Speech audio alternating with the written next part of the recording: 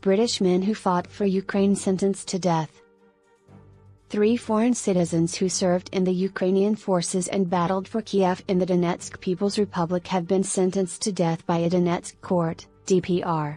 On Thursday, British residents Aiden Aslin and Shaun, as well as Moroccan Saadun Ibrahim, were found guilty of serving as mercenaries and attempting to seize power in the DPR.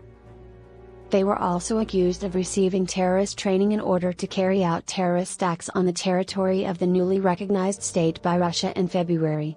It is regarded as a breakaway province of Ukraine by Kiev and the rest of the world.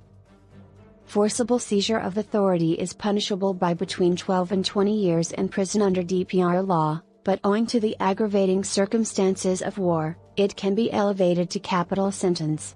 Acting as a mercenary is punishable by a 3 to 7 year prison sentence. Several criminal charges were brought against the 3 men. They admitted to undergoing training for the purpose of carrying out terrorist operations and attempting to overthrow the government in Donetsk by force, but they denied being recruited mercenaries by Kiev. The convicts have the option of appealing the verdict in court, which they intend to do, or requesting a pardon from the DPR's chief.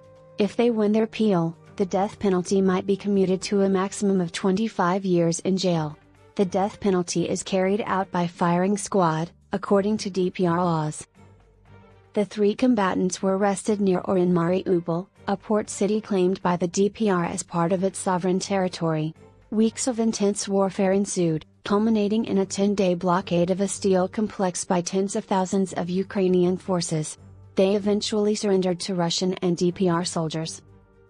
Under the Geneva Conventions, London has asked that its nationals be regarded as prisoners of war. The United Kingdom, on the other hand, is not formally at war with the DPR. Authorities in the DPR have stated that they regard them as mercenaries, who are not entitled to the same protections as regular fighters under international law. Thanks for watching. Please consider subscribing to the channel.